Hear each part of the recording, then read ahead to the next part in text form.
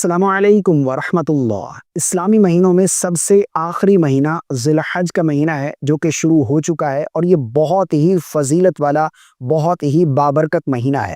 اس ماہ مبارک کی فضیلت کا اندازہ آپ اسی ایک حدیث پاک سے لگائیے کہ اللہ کے نبی صلی اللہ علیہ وسلم نے ارشاد فرمایا کہ اللہ کے نزدیک کسی بھی دن کا عمل اتنا پسندیدہ نہیں جتنا کہ ذی الحج کے پہلے 10 دنوں میں کیے گئے اعمال پسندیدہ ہیں۔ صحابہ کرام نے عرض کی یا رسول اللہ صلی اللہ علیہ وسلم جہاد؟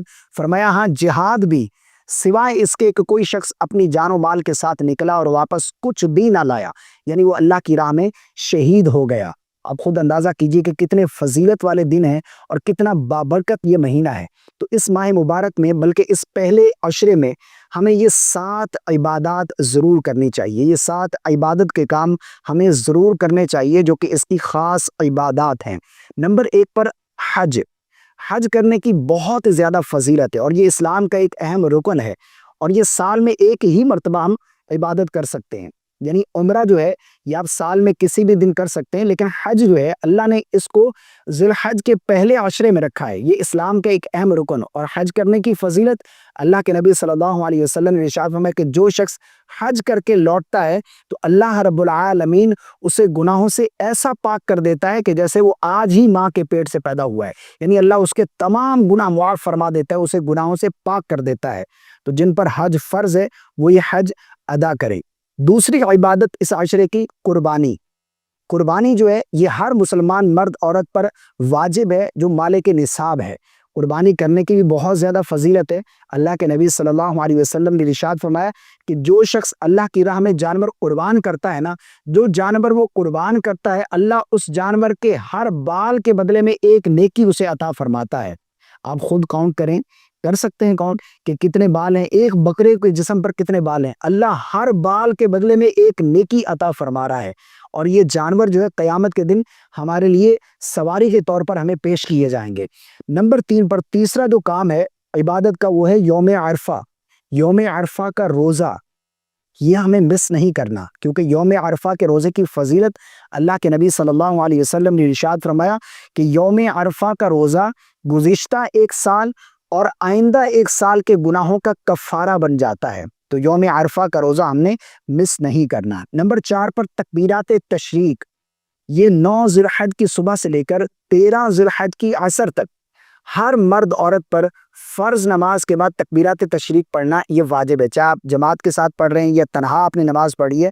فرضوں کے بعد تکبیرات تشریق کا اہتمام ہم نے کرنا ہے 9 ذی الحج کی صبح سے لے کر 13 ذی الحج کی عصر تک۔ اللہ اکبر لا الہ الا اللہ واللہ اکبر وللہ الحمد، یہ تکبیرات تشریق ہے، ان کا اہتمام کرنا ہے۔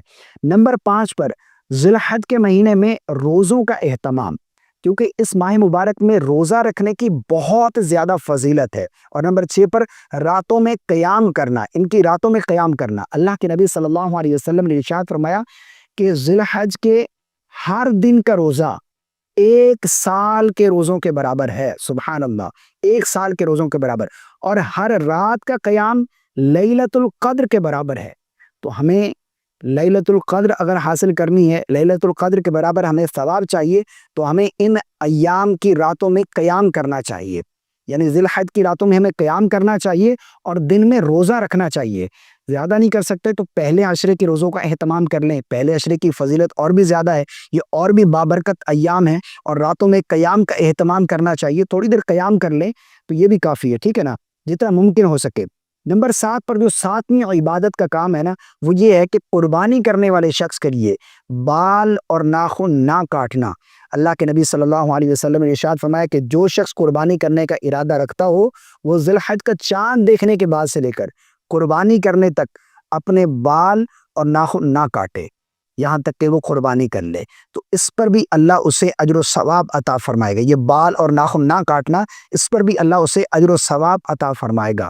اور علماء نے لکھا ہے کہ جو شخص طاقت نہیں رکھتا نا قربانی کرنے کی، وہ طاقت نہیں رکھتا قربانی کرنے کی، تو وہ ان ایام میں بال اور ناخن نہ تراشے، بال بھی نہ کٹوائے اور ناخن بھی نہ تراشے، تو اسے بھی اللہ اسے قربانی کے برابر ثواب عطا فرمائے گا۔ یعنی عید والے دن وہ اپنے بال کٹوا لے، ناخن وغیرہ تراش لے، تو اللہ اسے قربانی کا ثواب عطا فرمائے گا۔ جو لوگ طاقت نہیں رکھتے قربانی کرنے کی۔ تو یہ جو ایام ہیں نا، یہ ذی الحج کے پہلے جو 10 دن ہیں، ان کو آپ قیمتی بنائیں۔ ان میں اللہ رب العالمین کو جو عمل پسند ہے نا، وہ کسی بھی دن کا عمل اللہ کو پسند نہیں ہے۔ تو ہمیں زیادہ سے زیادہ نیک اعمال کرنے چاہیے، تسبیح و تحلیل کا جو اہتمام کریں، درود پاک کا جو ہے وہ اہتمام کریں، اور نوافل کی کثرت کریں، قرآن مجید کی تلاوت، روزوں کا اہتمام کریں، اور یوم عرفہ کا روزہ ہم نے مس نہیں کرنا، تکبیرات تشریق، قربانی، حج اگر فرض ہے تو حج ادا کریں۔ اسی طرح جو ہے وہ ان ایام کو ہم نے خوبصورت بنانا ہے، ان ایام کو ہم نے قیمتی بنانا ہے۔ اللہ سے دعا کرتے ہیں کہ اللہ ہم سب کو عمل کی توفیق عطا فرمائے، اور اللہ رب العالمین ہمیں روزہ رکھنے کی توفیق عطا فرمائے، یوم عرفہ کا روزہ ہمیں نصیب فرمائے، جو کہ بہت ہی زیادہ فضیلت والا روزہ ہے۔ فرمایا کہ گزشتہ 1 سال اور آئندہ 1 سال کے گناہوں کا یہ کفارہ بن جاتا ہے، یہ ایک روزہ، اور ذی الحج کے ہر دن کا روزہ 1 سال کے روزوں کے برابر ہے۔ اب خود اندازہ کیجئے کہ کتنے فضیلت والے ایام ہیں، یہ کتنا بابرکت مہینہ ہے۔ تو ہمیں اس ماہ مبارک کو جو ہے وہ قیمتی بنانا ہے، اس کو حاصل کرنا ہے، یعنی اس کو ہم نے غفلت میں بالکل نہیں گزارنا۔ غفلت تو آپ چھوڑ ہی دیں، سستی آپ چھوڑ دیں، ان ایام میں خوب ڈٹ کر عبادت کریں، اور اللہ کو راضی کریں، اور اپنے گناہوں کی بخشش طلب کریں، اپنے گناہوں پر توبہ کریں، اور توبہ کا اہتمام بھی ان ایام میں زیادہ کرنا چاہیے۔ اللہ سے اپنے گناہوں کی معافی طلب کریں، توبہ طلب کریں کہ اللہ مجھے معاف فرما، میرے گناہوں کو بخش دے، اے اللہ تو غفور الرحیم ہے۔ توبہ کا بھی اہتمام کرنا چاہیے، اور گناہوں سے بچنے کا عزم بھی کرنا چاہیے۔ مجھے امید ہے آپ کو میری باتیں سمجھ آ گئی ہوں گی۔ اللہ تعالی ہم سب کو عمل کی توفیق عطا فرمائے۔ صدقہ جاری کی نیت سے اس کلپ کو شیئر کر دیجیے گا، پسند آنے کی صورت میں لائک اور چینل کو سبسکرائب کرنا بالکل نہیں بھولیے گا۔ کامنٹ میں اپنی رائے کا اظہار ضرور کر دیجیے گا۔ مجھے اپنی خاص دعاؤں میں یاد رکھیے گا۔ السلام علیکم ورحمۃ اللہ۔